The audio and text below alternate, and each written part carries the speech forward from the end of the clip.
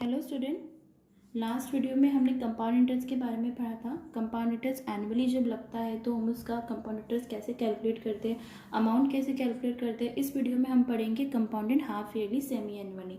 जब compound interest हमारा semi annually मतलब हर 6 महीने बाद लगता है तो हम उसे कैसे कैलकुलेट करते हैं और उसका अमाउंट को कैसे कैलकुलेट करते हैं। तो फॉर्मूला देखते हैं। अमाउंट पर interest is compounded half yearly.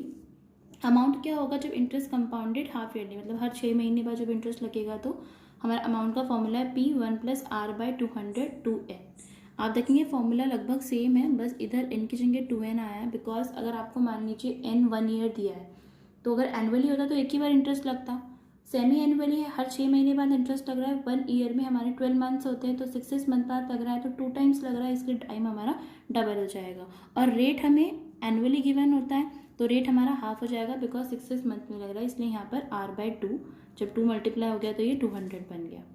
आप डायरेक्ट इस फॉर्मूले को जब यूज़ करेंगे तो आपका अमाउंट आ जाएगा when interest is compounded half yearly.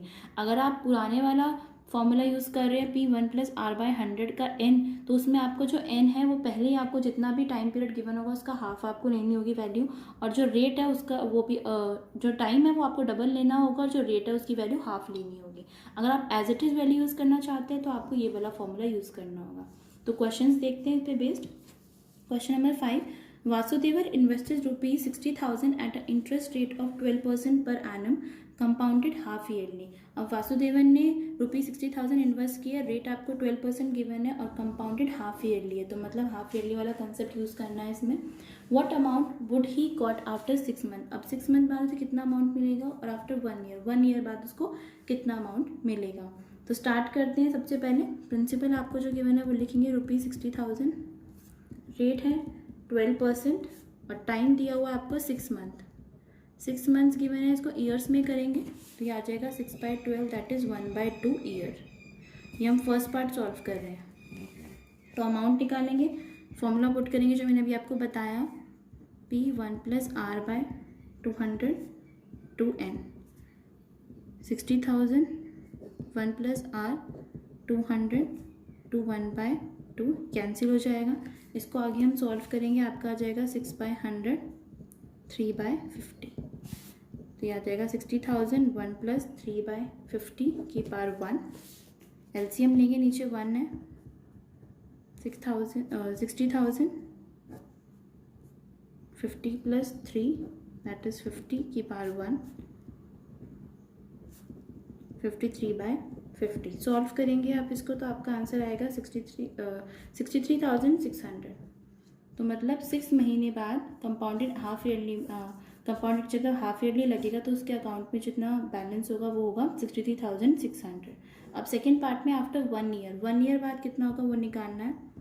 आप चाहे तो अगर आप इस फॉर्मूले को नहीं यूज़ कर रहे हैं, आप 1+R/100/n का फॉर्मूला यूज़ कर रहे हैं, तो आपका जो n है वो इधर हमें, मैंने आपको बोला था डबल लेना है, तो n 1/2 है, इसको यहीं पर 2 से मल्टीप्लाई करके 1 ईयर टाइम कंसिडर करेंगे 1, और जो रेट है वो 12% है, यहाँ पे इसको डिवाइड करके 6% कंसिडर करेंगे, तो आंसर आपका वही आ जाएगा। नहीं तो आप डायरेक्ट इस फॉर्मूले में ही वैल्यू पुट करेंगे तो भी आपका आंसर वही आएगा। तो दोनों तरीके से आंसर सेम आएगा। तो सेकेंड पार्ट करते हैं। सेकेंड पार्ट के लिए तो प्रिंसिपल आपका वही है क्योंकि अमाउंट तो उतना ही है, रेट 12% है, इस बार आपको टाइम गिवन है 1 ईयर। तो अमाउंट का फॉर्मूला लगाएंगे P1+R/200 2 की पावर n, वैल्यू पुट करेंगे 1 + 12/200 2n, तो ये 2 हो जाएगा इस बार। यहाँ पे इसको सिंप्लीफाई कर देंगे तो आ जाएगा 3/50। 60,000 1 + 3/50 की पावर 2। सॉल्व करेंगे इसको।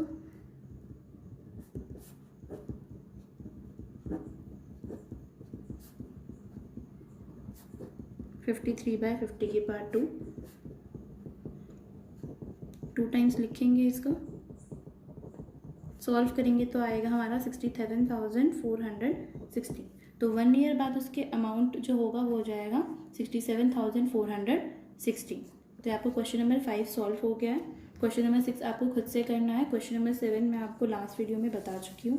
तो क्वेश्चन नंबर 8 देखते हैं। Find the amount and the compound interest on 10,000 for 1.5 years at 10% per annum compounded half yearly. Would this interest be more than the interest if he would get if it was compounded annually.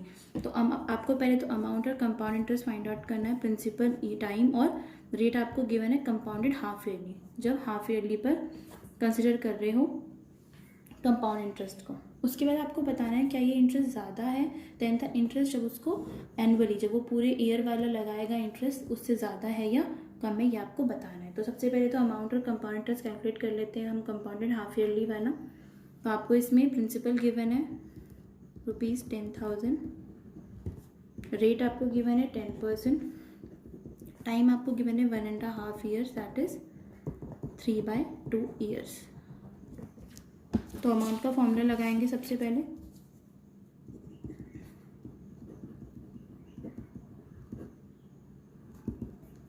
To N 10,000 1 + 10/200, 2n करेंगे तो 3/2, 2 से 2 cancel हो जाएगा, ये 10 से 10 cancel, ये आपका आ जाएगा 10,000 1 + 1/20⁻3। सॉल्व करेंगे आएगा 20 + 1/20⁻3,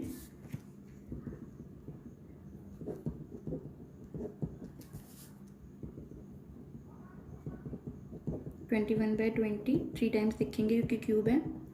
जब इसे सॉल्व करेंगे तो आपका आंसर आ जाएगा ₹11,576.25। तो आपका अमाउंट आ गया है। अब आपको कंपाउंड इंटरेस्ट निकाल सकते हैं हम। कंपाउंड इंटरेस्ट आपका होता है अमाउंट माइनस प्रिंसिपल। तो जो अमाउंट आपका आया है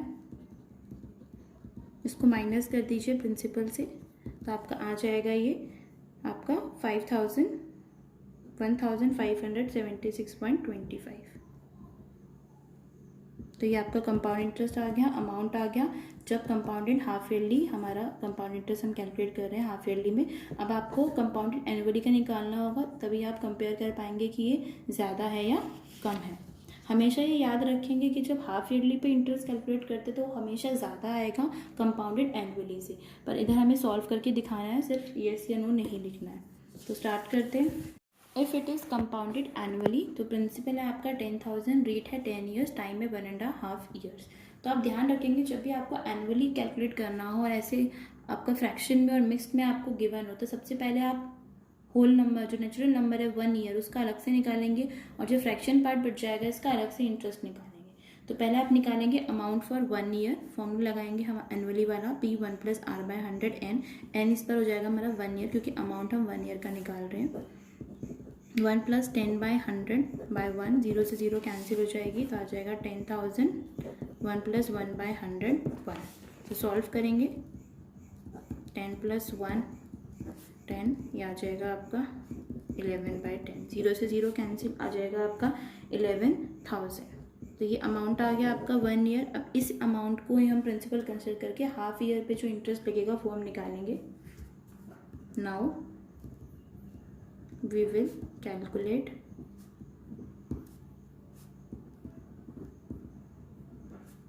interest for half year। तो प्रिंसिपल क्या हो जाएगा आपका इस बार, ये अमाउंट,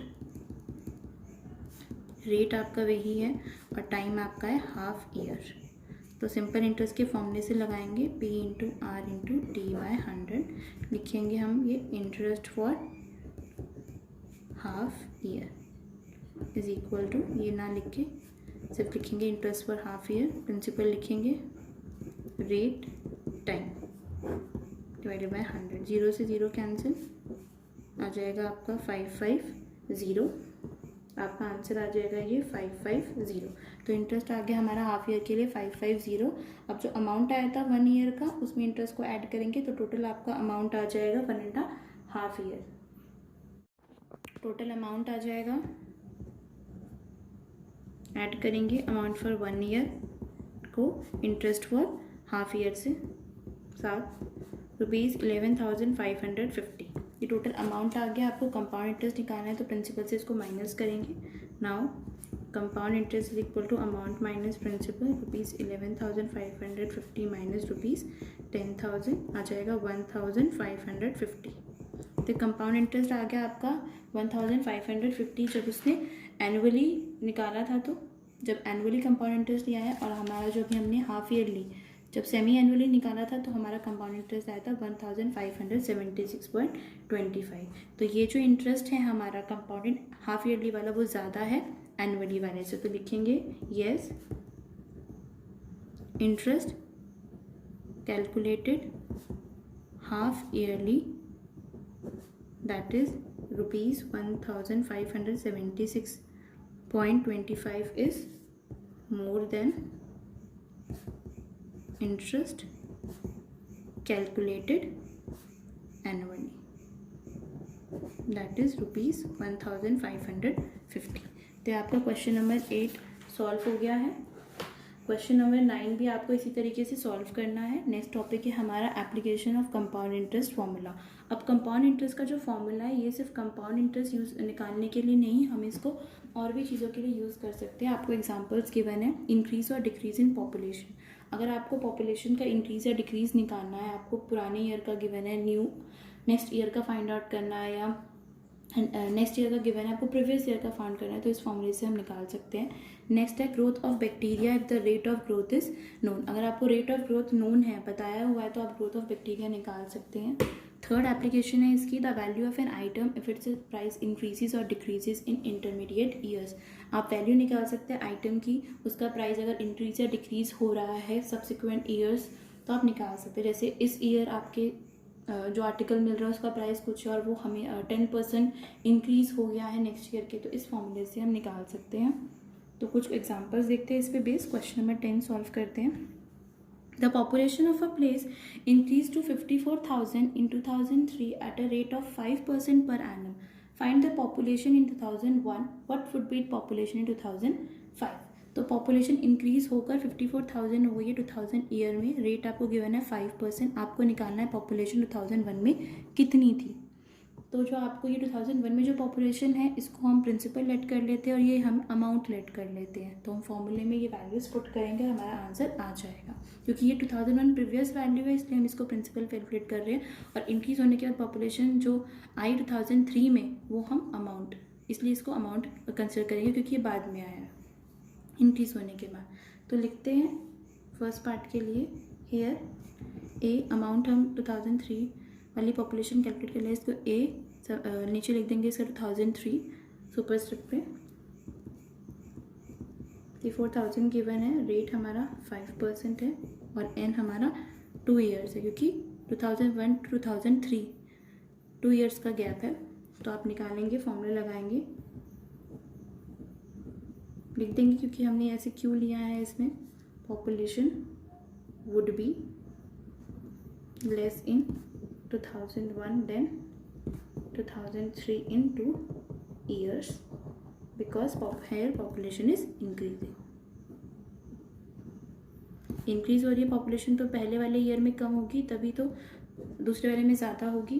तो लिखेंगे therefore amount 2003 is equal to population that is principal, इसको लेट कर रहे हैं 1001 1 + r/100 के पार n। तो वैल्यू पुट करेंगे 54,000 इज इक्वल टू p 2001 1 + 5/100 की पार 3। 54,000 इज इक्वल टू p 2001 1/20 आ जाएगा, 1 + 1/20 की पार 3। 54,000 इज इक्वल टू p 2001 आ जाएगा आपका 20 + 1/20 की पार 3। 54,000 p 2001 21/20 की पार 3। कैलकुलेट करेंगे इसको,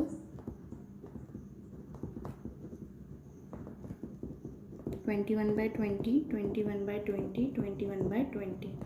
ये p 2001 इधर ही रहेगा, ये सब डिफरेंट साइड चले जाएंगे, लेफ्ट हैंड साइड चले जाएंगे, तो डिनोमिनेटर में है वो न्यूमरेटर में आ जाएंगे और जो न्यूमरेटर में है वो डिनोमिनेटर में आ जाएंगे। तो इसको सॉल्व लिखते हैं आगे। That implies p 2001 is equal to 54,000 multiplied 20 multiplied 20 21/21। Solve करेंगे इसको तो आंसर आ जाएगा आंसर आएगा आपका 48,980 अप्रॉक्सीमेट। पॉइंट में आएगा पर पॉपुलेशन है इसलिए इसको पॉइंट वाले नंबर्स हम कंसिडर नहीं करेंगे। तो आपका ये फर्स्ट पार्ट सॉल्व हो जाएगा, पॉपुलेशन इन 2001 आपकी आ गई है। सेकेंड पार्ट में आपको बोला है पॉपुलेशन इन 2005। अब 2005 में कितनी पॉपुलेशन है, ये इधर हमारा टाइम 2 ईयर्स था तो हमने इधर 3 लिख दिया था, तो इसको सही कर लेंगे, 2 ईयर्स लिखेंगे इसको, क्योंकि 2001 टू 2003 2 ईयर्स ही हुए, इसलिए टाइम पीरियड हमारा 2 ईयर्स है, हमने यहाँ पे 3 लिखा था तो 2 टाइम्स आ जाएगा। उसके बाद हम इसको ऐसे 2 टाइम्स इधर भी लिखा हुआ है तो हम इसे सॉल्व कर देंगे। सेकेंड पार्ट देखेंगे, पॉपुलेशन निकालनी है आपको 2005 में। 2003 की पॉपुलेशन जो गिवन है अब उसको प्रिंसिपल ऐड करेंगे, 2005 वाली हम अमाउंट ऐड कर लेंगे क्योंकि पॉपुलेशन इंक्रीज हो रही है। तो लिखेंगे क्वेश्चन में, according to question population is increasing, therefore population in 2005, formula लगाएंगे। इस बार भी n हमारा 2 होगा क्योंकि 2003 वाली को हम प्रिंसिपल ऐड कर रहे हैं। अगर हम 2001 वाली को ऐड करेंगे तो हमारा n 4 हो जाएगा और इससे कैलकुलेशन डिफिकल्ट हो जाएगी, तो इसको 2 ही ऐड करेंगे, 2003 वाली कंसिडर करेंगे प्रिंसिपल पे। रेट हमारा 5 दिया हुआ है, टाइम 2 हो गया, इसको सॉल्व करेंगे।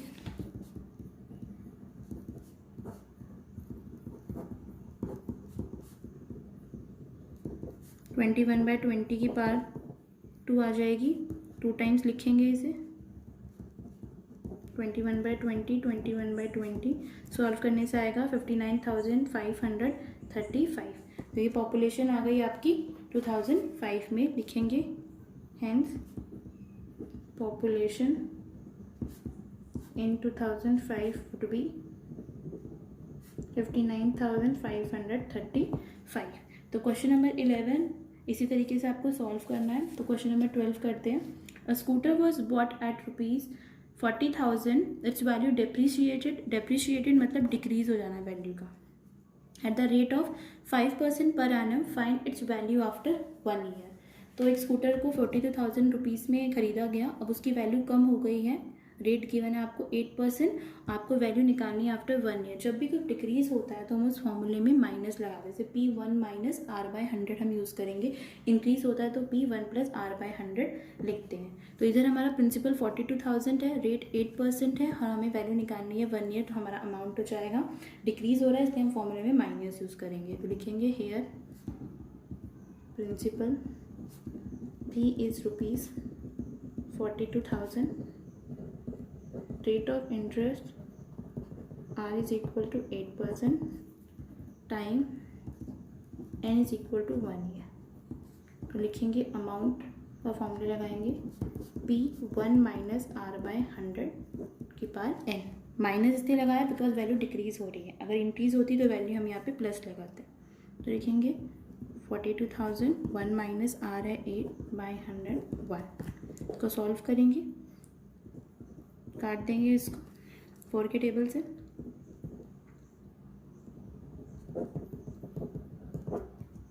एलसीएम लेंगे, 25 माइनस 2 आपका आ जाएगा ये 42,000, 23/25। इसको सॉल्व करेंगे क्या आएगा, ₹38,640। तो आपकी वैल्यू आ गई स्कूटर की आफ्टर 1 ईयर। लिखेंगे hence the value of scooter